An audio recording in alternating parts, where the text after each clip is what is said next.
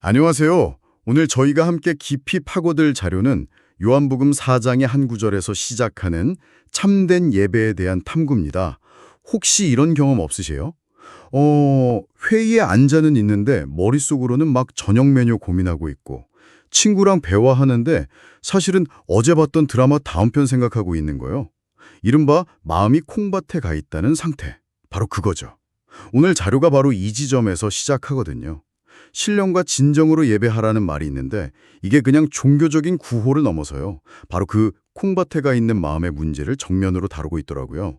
과연 이 말이 구체적으로 뭘 의미하는지, 그리고 왜 예배의 핵심이 어떤 건물이나 형식이 아니라 이 보이지 않는 마음의 상태로 옮겨가게 됐는지, 그 여정을 한번 따라가 보려고 합니다. 자, 그럼 이 마음이 왜 그렇게 중요해졌는지부터 파헤쳐 봐야 할 것 같은데요. 이 자료를 보니까 그 이유를 알려면 시간을 좀 거슬러 올라가야 한다고 하네요. 고대 유대인들의 예배 방식부터요? 맞습니다. 마음의 중요성을 이해하려면 그 이전엔 뭐가 중요했는지를 봐야 하거든요. 자료에 따르면 당시 유대인들에게 예배, 그러니까 제사라는 건 굉장히 물리적이고 눈에 보이는 행위였습니다. 첫째로 장소가 딱 정해져 있었어요. 바로 예루살렘 성전. 아, 다른 곳에서는 안 됐군요. 네, 아예 드릴 수가 없었죠. 둘째는 방식이 정해져 있었어요. 일반인은 직접 하나님께 못 나아가고 반드시 제사장이라는 중재자를 거쳐야 했어요. 그러니까 아무나 아무 데서나 할 수 있는 게 전혀 아니었군요. 장소란 사람이 딱 정해져 있었네요. 그리고 가장 중요한 세 번째 요소가 바로 제물이었습니다. 흠없는 동물을 가져와서 제단에 바치고 그 피를 뿌리는 의식이 필수적이었거든요. 피를요? 네, 죄를 용서받기 위한 대가로 동물의 희생이 필요하다고 믿었던 겁니다. 정리하면 특정 장소, 특정 중재자, 그리고 물리적 재물, 이 세 가지가 당시 예배의 절대적인 조건이었습니다. 모든 게 다 눈에 보이고 손에 잡히는 것들이었죠. 와, 모든 게 다 외부적인 조건에 맞춰져 있었네요. 그런데 바로 여기서 기독교 신앙의 가장 큰 전환이 일어난다고 자료는 설명하고 있어요. 이 모든 외부적인 조건들에 더 이상 필요 없게 되었다는 건데 어떻게 그게 가능해진 거죠? 바로 재물의 개념에 혁신적인 변화가 생겼기 때문입니다. 이 자료의 핵심 논리를 따라가 보면 하나님이 직접 단 하나의 완전하고 영원한 재물을 마련하셨다는 거예요. 단 하나의 제물요? 네, 그게 바로 십자가에서 희생된 예수 그리스도라는 거죠. 그의 희생이 너무나 완전해서 더 이상 반복적인 동물의 피가 필요 없어졌다는 겁니다. 아, 그러니까 일회성이지만 효과는 영원한 뭐 그런 제물이 등장했다는 거군요. 그렇죠. 바로 그 사건으로 인해서 아까 말한 세 가지 조건이 모두 무너집니다. 이제 더 이상 예루살렘 성전이라는 특정 장소에 갈 필요가 없어졌고요. 제사장이라는 중재자도 필요 없게 됐어요. 그리고 양이나 소 같은 물리적 재물을 가져갈 필요도 없어진 거죠. 와, 누구나 어디서든 직접 하나님께 나아갈 수 있는 길이 열렸다는 게 이 자료의 설명입니다. 외부적인 조건이 모두 사라지니까 자연스럽게 시선이 다른 곳으로 향하게 된 거예요. 바로 내면, 즉 마음으로요. 이제야 왜 신령으로 드리는 예배가 중요한지 그 배경이 좀 이해가 되네요. 외부의 장벽이 사라지니까 이제 내 마음이 하나님을 만나는 유일한 장소가 된 셈이군요. 물리적인 장소를 초월한다는 뜻이에요.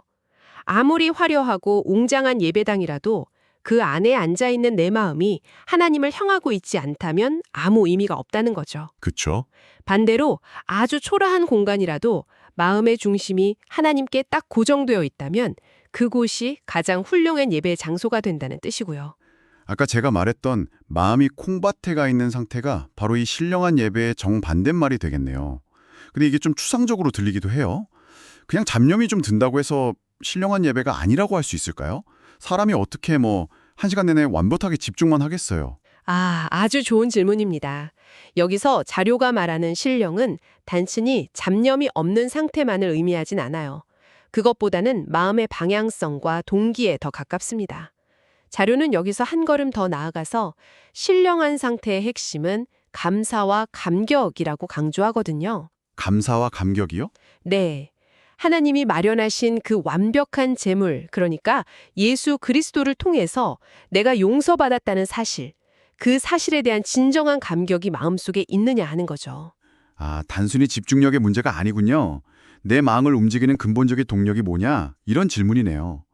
내가 오늘 예배에 참석했으니 의무를 다했다. 이게 아니라 나 같은 사람을 용서해 주셔서 감사합니다. 라는 마음이 예배의 엔진이 되어야 한다. 이런 뜻으로 들립니다. 바로 그겁니다.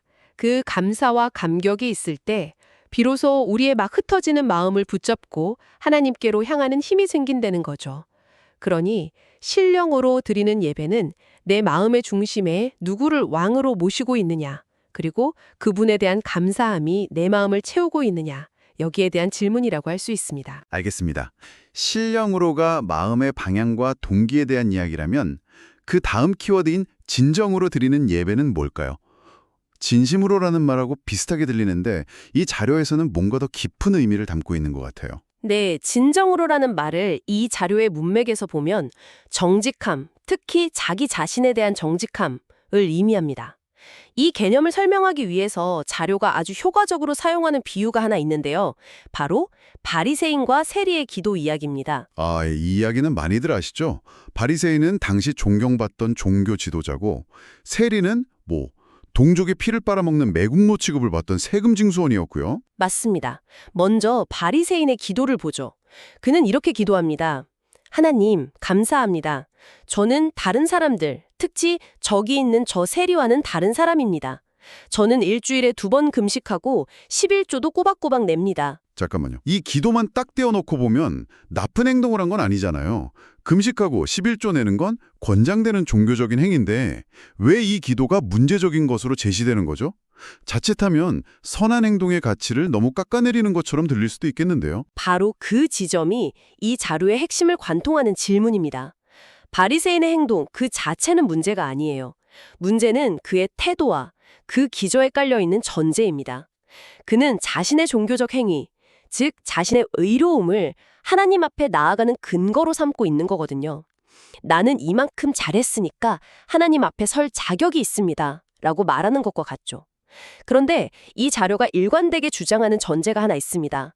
바로 인간은 스스로의 노력이나 행위로는 결코 하나님 앞에서 완전하게 의로워질 수 없다는 관점이에요.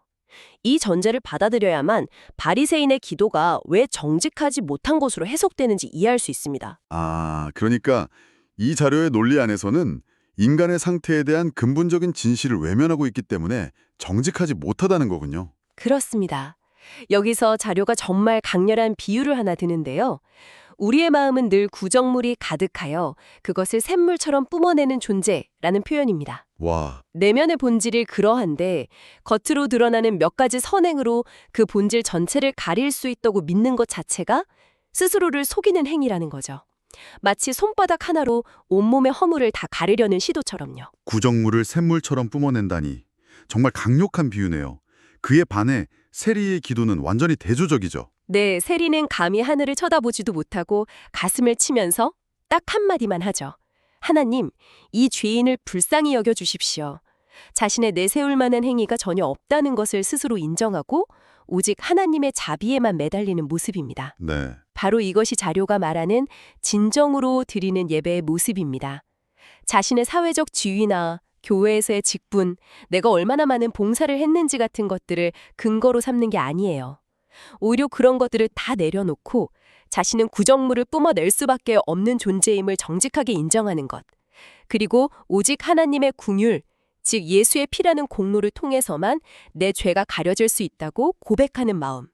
하나님은 바로 이런 자기 자신에 대한 정직하고 겸손한 마음의 예배를 받으신다는 것이 이 자료의 결론입니다. 듣고 보니 신령으로와 진정으로가 완전히 연결되는 개념이네요.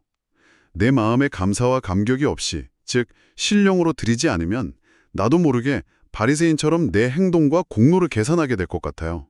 반대로 내가 어떤 존재인지 진정으로 정직하게 보지 못하면 그 감사와 감격이 솟아나오기도 어렵겠고요. 정말 동전의 양면 같다는 생각이 듭니다. 정확하게 보셨습니다. 신령으로 드리는 내면의 집중이 없으면 예배는 자기 일을 자랑하는 종교 행위로 전락하기 쉽고요. 진정으로 드리는 자기 고백이 없으면 그 집중은 공허한 명상에 그칠 수 있다는 거죠. 이 두 가지가 합쳐질 때 비로소 장소나 형식에 얽매이지 않는 참된 예배가 이루어진다는 겁니다. 자, 그럼 이 모든 것을 종합해 보면 고대 제사 이야기에서 시작했지만 결국 지극히 개인적이고 내면적인 차원의 이야기로 돌아오게 되네요. 맞습니다. 결국 오늘 저희가 살펴본 자료가 말하는 참된 예배는요, 실리콘밸리에서 요즘 많이 이야기하는 마인드풀니스나 칼 뉴포트가 말한 딥워크의 개념과도 맞닿아 있는 지점이 있습니다. 아주 흥미로운 연결점이죠. 딥워크요? 그건 일의 생산성에 대한 개념 아니었나요? 표면적으로는 그렇죠. 하지만 그 핵심 철학을 보면 놀랍도록 비슷해요. 딥워크라는 게 외부의 방해 요소, 멀티태스킹이나 SNS 알림 같은 걸 차단하고 한 가지 대상에 자신의 인지 능력을 최대치로 쏟아붓는 완전한 몰입 상태를 말하잖아요. 가치를 창출하는 건 바로 이 깊이에 있다고 보고요. 네, 그렇죠. 신령으로 드리는 예배도 마찬가지입니다. 세상의 잡념이라는 외부 방해 요소를 차단하고 마음의 중심을 온전히 하나님이라는 한 대상에게 깊이 몰입시키는 것의 가치를 이야기하죠. 와, 그렇게 연결하니까 완전히 새롭게 들리네요. 겉으로 보이는 분주함이나 여러 가지를 동시에 하는 것보다 보이지 않은 내면의 깊은 집중이 진짜 가치를 만든다는 점에서 통하는군요. 그렇죠. 그리고 진정으로 드리는 예배의 핵심인 자기 정직함 역시 마찬가지입니다. 자신의 현재 상태, 그러니까 나는 지금 집중하지 못하고 있다거나 나는 부족한 점이 많다는 것을 정직하게 인정하는 것에부터 모든 개선과 성장이 시작되잖아요. 자신의 의의를 내세우는 바리새인은 더 이상 성장할 수 없지만 자신의 부족함을 인정한 세리는 변화의 가능성을 얻게 된 것처럼요. 결국 이 자료는 종교적인 언어로 가장 깊은 차원의 몰입과 정직함에 대해 이야기하고 있는 셈입니다. 오늘 이 자료를 통해 예배라는 단어를 전혀 다른 시각으로 보게 된 것 같습니다. 단순히 특정 장소에서 드리는 종교 의례가 아니라 내 마음의 방향과 정직함에 대한 끊임없는 질문이라는 생각이 드네요. 이 내용을 듣고 계신 당신에게 마지막으로 생각해 볼 질문을 던지며 마무리할까 합니다. 종교인이든 아니든 당신의 삶에서 가장 딥워크가 필요한 영역은 어디인가요? 겉으로 보이는 행동이나 성과와 당신 내면의 진실한 집중도 사이에 가장 큰 간격이 느껴지는 부분은 어디인지 한번 생각해 보시면 어떨까 싶습니다.